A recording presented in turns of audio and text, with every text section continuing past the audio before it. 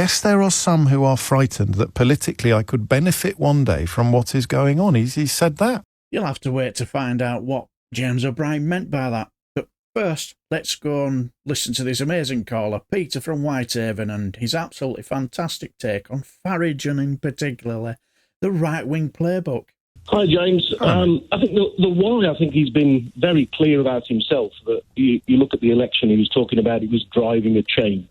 So he wants to change the political landscape. And you use the word yourself about effectively wanting, unrest and conflict. And well, he would of course deny that, but we're just asking questions. We're just speculating on what might be going on beneath his grubby old bonnet. And I think the interesting thing then is looking at the way he's going about doing it and what will happen next. Right. So he's clearly built on the issue that you raised on Monday, that there's this massive issue of uncontrolled migration and the impact it has. Yes. Whether it's true or not doesn't matter. Yes. That stokes people. So you've stoked that there's a big issue. The next thing that we were hearing was we're not being listened to. How many people rang your show and others to say we're not being listened to? Yeah, so well, not that many to mine, sadly, but I think everybody else still gets plenty of them. Because we're not being listened to. Yeah, and then you ask them to explain. Here you are on national radio, speaking to over 1 million people, but you're not being listened to. Anyway, carry on. Yeah, and the next thing is that you're not being told the truth. So the issue about the Southport incident. Yes. Now, your point about, why would you use disingenuous information? Your book covers why disingenuous information's had an impact, so that's why you do it. So there you've got those three things then. You've got big issue, not being listened to, not being told the truth. The next step was the one in the last couple of days, two-tier. So not only all of that, but you're being treated less favourably than others. It's incredible, isn't it? And then the next one, and the one that's to come, and I'll guarantee it, the one that's to come is when they hand out the sentences that are probably likely to be quite harsh later this week or early next week, the next thing you'll be saying, by making a statement without making a statement, will be, and now look what's happening. The state, through the courts and the heavy-handed criminal justice system, are now seeking to gag you. Or they're biased against white thugs. Absolutely, and it's another brown thugs wouldn't. That's why they've had to desperately try to inflate the absolutely appalling scenes in Birmingham, but incomparable to what we've seen in the rest of the country. Desperately trying to inflate that to claim some sort of.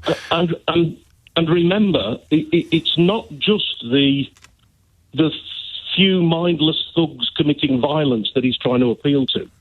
There were millions of people in this country voted for reform. So he's trying to garner a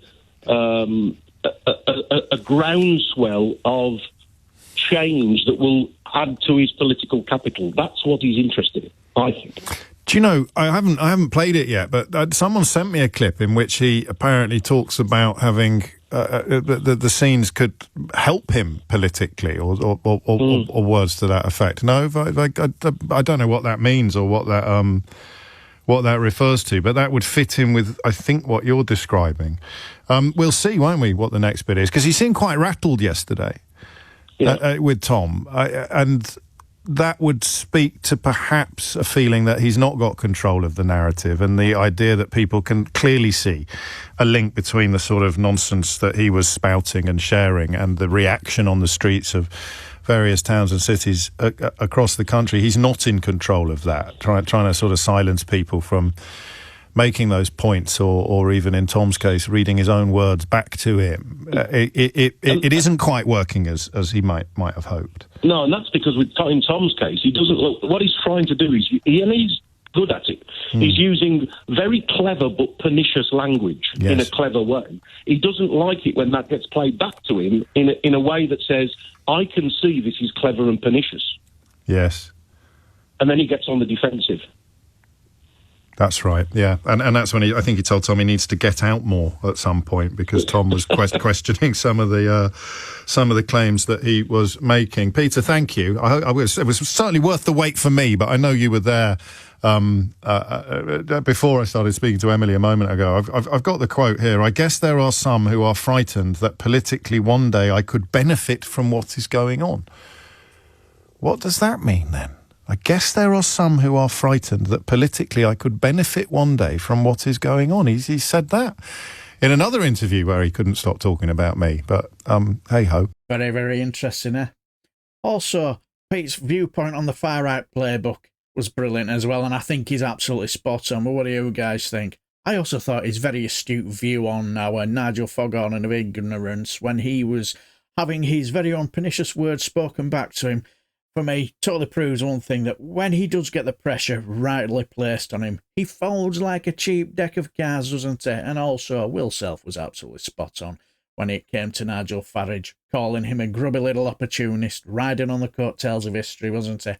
But what do you guys think? Let me know down below, and hopefully see you tonight on Reagan Elite's channel between 8 till 9 PM. So hopefully see you there, and take care, my friends.